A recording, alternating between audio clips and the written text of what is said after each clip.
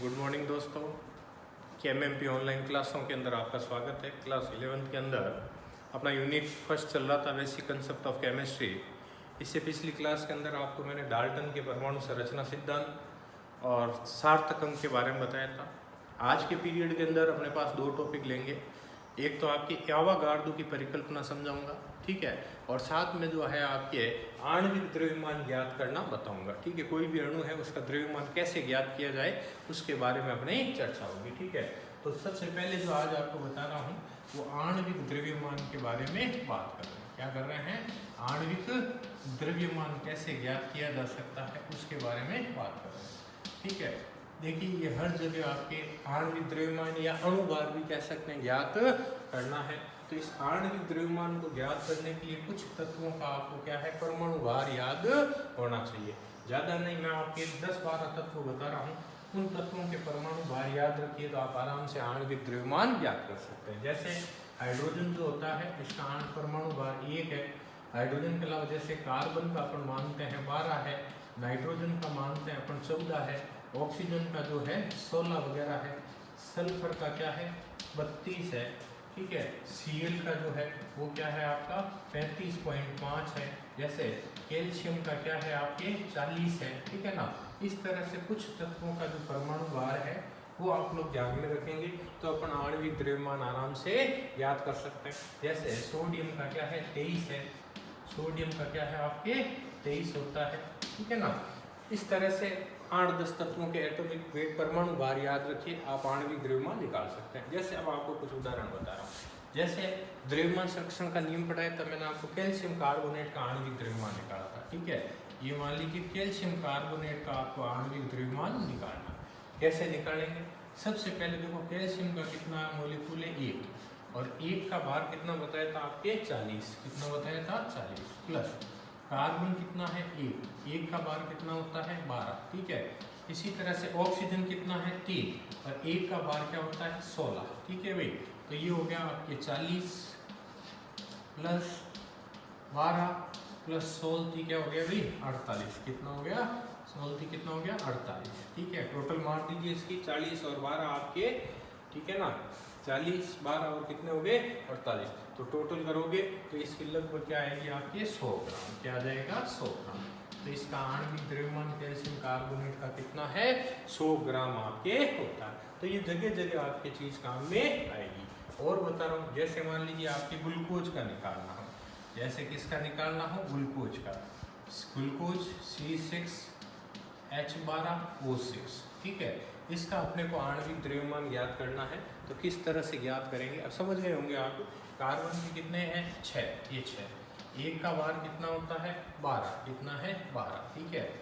Hydrogen के कितने हैं 12, 1 का बार क्या बताया था 1, यानी लगभग, वैसे तो 1.008 होता है बेटे, लेकिन अपन आंकड़ों के लिए लगभग ही मानते हैं। प्लस ऑक्सीजन कितना है 16 और 1 का ये कितने मोलिक्यूल है 6, 1 का बार कितना है 16 है। तो कर लीजिए भाई, गुना 12 छक्के 72 प्लस 12 एकम 12, और ये कितने हो गए भाई 16 छक्के 96, कितने हो गए 96 आपके हो जाते हैं। टोटल मारोगे कितनी आएगी लगभग आपके 72 12 प्लस 96, तो ये लगभग आपका क्या आएगा 6 2 8 और 2 10, ठीक है भाई। और ये आपके 10 और 11 और 7 18, 180 ग्राम, कितना आएगा 180 ग्राम आपके आणविक द्रव्यमान, ठीक है। तो इस तरह से अपने यौगिकों के क्या निकालते हैं आणविक द्रव्यमान निकालते हैं। आप प्रतिशत संरचना ज्ञात करेंगे उसमें भी ये चीज आपके काम आएगी, ठीक है। चलो एक आधा एग्जांपल और बताता हूँ आपके। मान लीजिए आपके निकालना हो यूरिया का, चलो किसका बताता हूँ, यूरिया का बताता हूँ। शायद यूरिया का अनुसूत्र आप जानते हो NH2CONH2, ठीक है। किसका बता रहा हूँ, यूरिया का आपको आणविक द्रव्यमान बता रहा हूँ। यूरिया NH2 क्या होता है CONH2। अब इसका मोलिकुलर वेट ज्ञात करना आपको, आणविक द्रव्यमान। तो देखिए नाइट्रोजन कितना है 1 का बार कितना बताया था 14, ठीक है। हाइड्रोजन कितना है 2, 1 का बार लगभग 1, कार्बन कितना है 1 का बार कितना होता है 12, प्लस ऑक्सीजन कितना है 1 का बार कितना होता है 16, प्लस नाइट्रोजन 1 का भार कितना 14, ऑक्सीजन 2 और 1 का भार क्या है 1 आपके होता है। ठीक है, इस तरह से ये आपका 14 प्लस ये कितना 2 प्लस ये कितना 12 प्लस ये कितना 16 प्लस ये कितना 14 और प्लस कितना 2, तो टोटल जब आप इनकी करेंगे तो लगभग क्या आएगा 60 ग्राम। कितना आएगा भाई 60 ग्राम आपके तो इस तरह से अपन लोग क्या याद करते हैं आणविक द्रव्यमान याद करते हैं। ठीक है, तो एक जनरल छोटा सा क्वेश्चन है, बहुत बार पेपर के अंदर पूछा हुआ है, इसका मॉलिक्यूलर अणु भार या आणविक द्रव्यमान याद कीजिए। ठीक है, अब ये तो हो गया आणविक द्रव्यमान के बारे में। तो मैंने कहा था मैं आपको इस क्लास के अंदर ये कंसेप्ट पढ़ाऊंगा, थोड़ा ध्यान से समझना, थोड़ा लंबा है। ये कंसेप्ट आपके पढ़ाऊंगा वो क्या है, वो है आवागार्डो की परिकल्पना। क्या है आवागार्डो की परिकल्पना।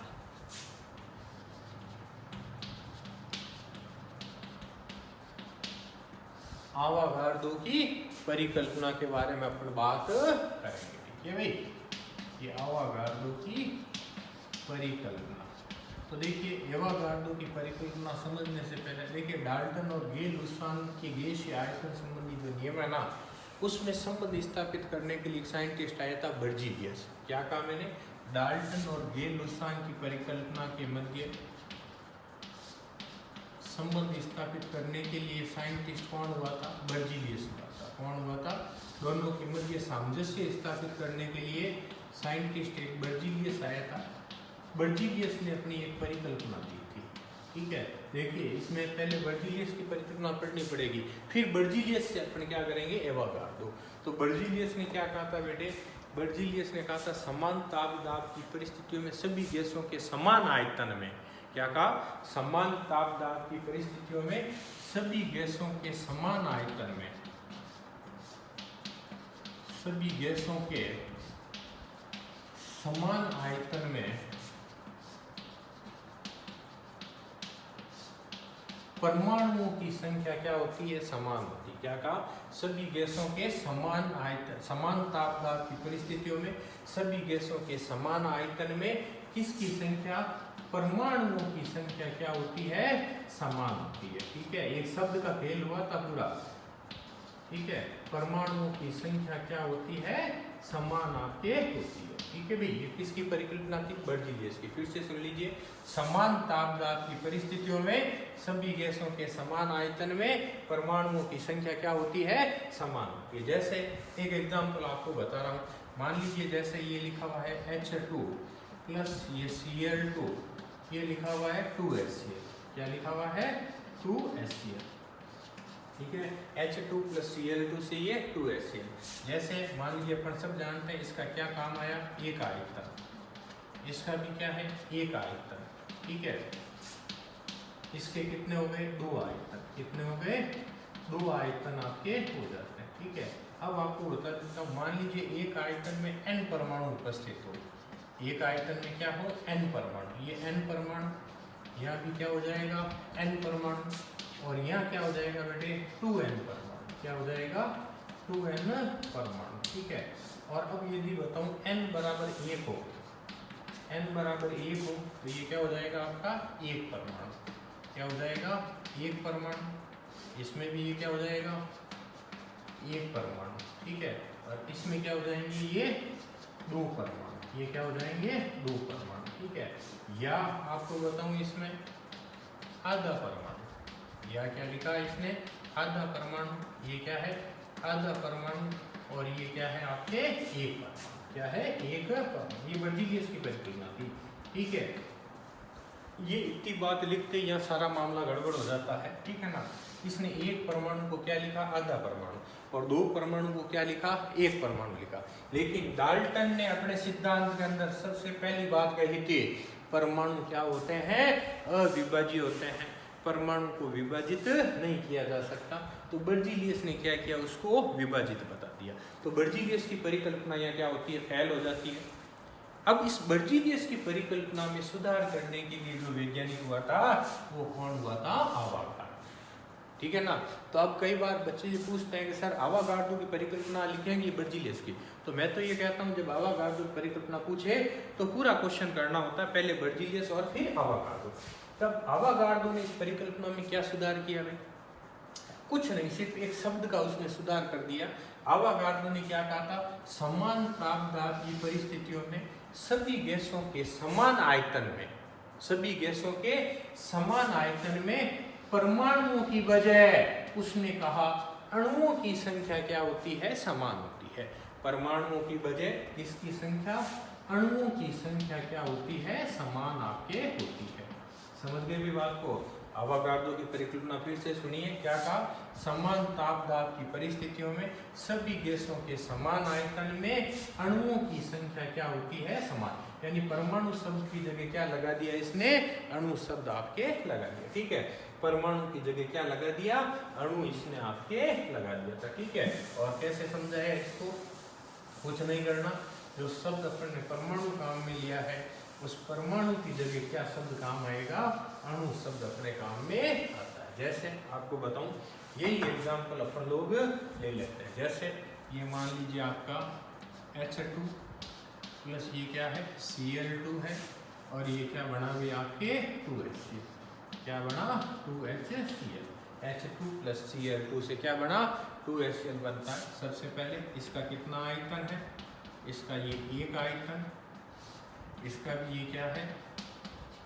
एक आयतन, और इसके ये कितने बन गए भी आपके? 2 आयतन। क्या बन गए? 2 आयतन। एक आयतन, एक आयतन, 2 आयतन। अभी जैसा कि मैंने आपको बताया था, एक आयतन में मान लीजिए आपका n परमाणु हो। अब परमाणु की बजाय सॉरी क्या काम में ले लिया? अणु शब्द का। ये मान लीजिए n अणु, ये आपके n अणु, और ये क्या आ जाएगा? 2n अणु। क्या आ जाएगा? 2n अणु आ जाएगा। ठीक है भाई यहाँ तक। अब यदि n बराबर 1 हो, n बराबर क्या हो? 1 हो, तो ये क्या हो जाएगा? 1 अणु। ठीक है भाई, 1 अणु, ये क्या हो जाएगा आपके? 1 अणु। ठीक है, और ये क्या हो जाएंगे? 2 अणु। क्या हो जाएंगे? 2। ठीक है भाई। अब इसको मान लीजिए, या आप लिख सकते हैं एक अणु को आधा अणु। क्या लिख सकते हैं? आधा अणु, ये आपके आधा अणु। ठीक है, और ये क्या हो जाएगा? 1। क्या हो जाएगा?